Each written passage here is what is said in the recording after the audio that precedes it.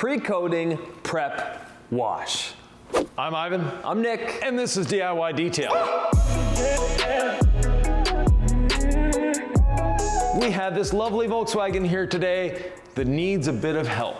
We'll be doing a pre-coating prep wash on it, but not only washing, we'll also be using iron remover, clay towel, and water spot remover, because look at these water spots. Not only are there water spots on here, I like to use water spot remover every time I do a coating. Exactly. Because I know that I'm flushing the minerals from the paint before I touch the paint with a polisher and drive those minerals into the paint. Exactly. So if you have any doubt whatsoever that there's water spots on there, a little pass with a water spot remover will make your life easier. I like having water spot remover just in general. I think it's a very slept on product.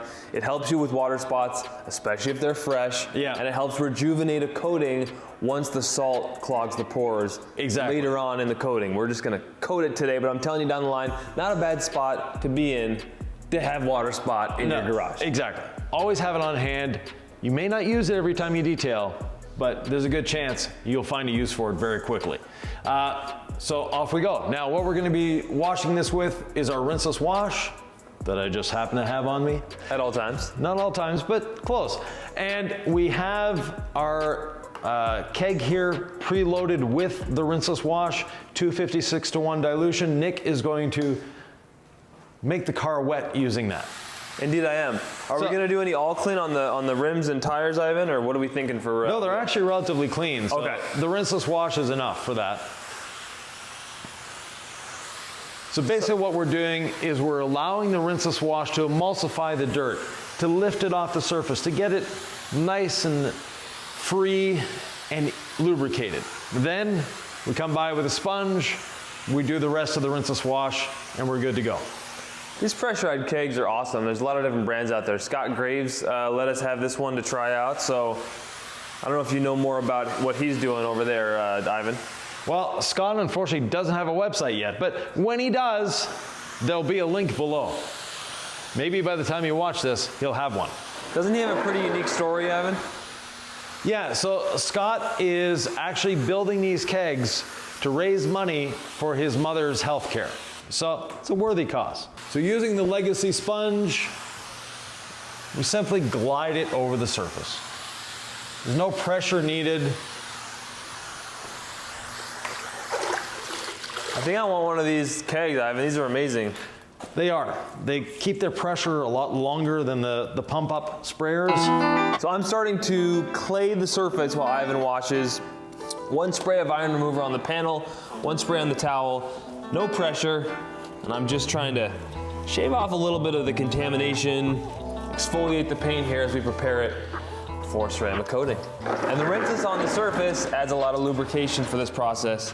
And you can see a little bit of iron remover goes a long way. It continues to suds up. And again, I'm leveraging the rinseless, the polymers on the surface that are adding the lubrication. I'm just gonna flip the towel. Just every towel side gets assigned to one panel essentially. So after 4 panels, I'll go ahead and dunk this in either my rinseless wash bucket if I'm done washing, or I'll just flush it out with water, and you're good to go. So one spray here, one spray on the panel, deposit the towel where I've sprayed, and go to town. This paint isn't too bad, Ivan. No, it's actually in good shape. The owner of this vehicle is an enthusiast, so he keeps it clean. Yeah, it feels like he's clayed his car before. New panel, new side of the towel, one spray here, one spray on the panel. Yeah, If you feel like you're running out of lubrication or iron remover, you could always put another spray on the panel. But start with less product. It's unfortunately common in our industry that people overuse iron remover. Why is that? That's the way they were taught, unfortunately. So, but you don't need to spray it all over the vehicle and let it dwell. It's actually better to not let it dwell before you use the clay towel. Why is that? Basically what we're doing, iron remover, the way it works is it's actually not breaking down iron, it's breaking down the rust. The clay towel is going to remove that piece of iron, and don't worry, they're not really big, don't have to worry about scratching the paint. but they're removing that piece of iron, taking it out of the way, and now the iron remover, better known as a rust converter, can convert the little rust stain that's left behind. Don't forget to clay the windshield. That's what I love the clay towel for. Even on a maintenance wash, I won't use iron remover, but I will take the clay towel, I'll put it in my Rinseless wash bucket, and I'll make sure that I use it on the front grille for bugs and on the windshield for bugs and anything else that might have Yeah, and actually on all the windows, because it makes them easier to clean afterwards. Yeah, you've always told me that people who think their towels are linting are actually having issues with contaminants on windows Exactly. that are degrading their towels. Next, we rinse off the iron remover. Now, if you're at home and you don't have access to a hose, try to find someone that does. Iron remover is best used with some form of rinsing off. You can use a garden hose, you can use a pressure washer, but you need to rinse it off. It could be done this way. You're just gonna be here a long time. Right. You're gonna wanna get really close to all the seams and act like this is your pressure washer. And it can be done for all the mobile guys out there. It's just gonna require a lot of time and a lot of water. Right. And a pressure washer actually doesn't use that much water, and that's why we use a pressure washer more often than a hose here, simply because our floor gets really wet if we use the garden hose, because it's 5 gallons per minute versus 1 gallon per minute. Right, I mean, like I said, it can be done. It's just a lot of flushing of the paint, and then you probably are gonna come back after with a rag. I don't know, maybe even panel prep. You get in your mind, did I get everything right? Just flush it with water. Exactly.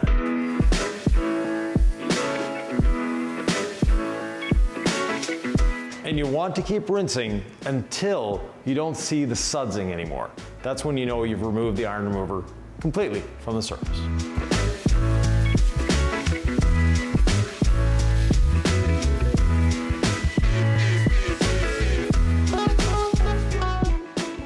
Next up, water spot remover. Now, the vehicle's already wet, which is actually a good thing.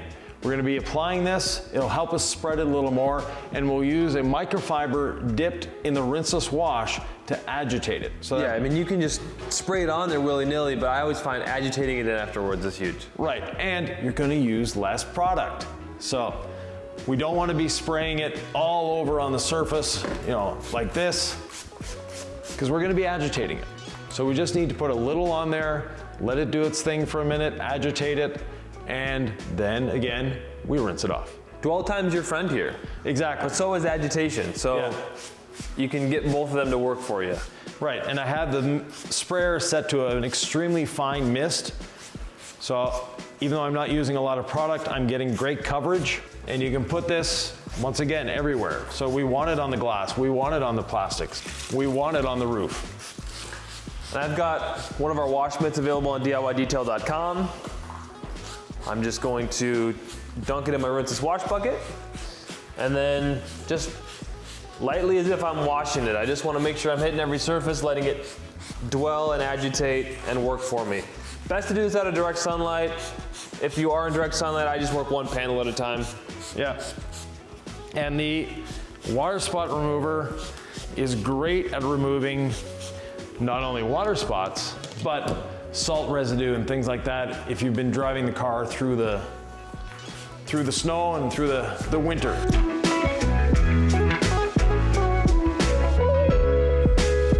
There we have it. Water spot remover now has had time to dwell. Nick has agitated the whole thing. It's all spread on there. Now we're gonna rinse it off. A lot of people think a water spot remover has some sort of chemical in it that makes water bead. In reality, it doesn't.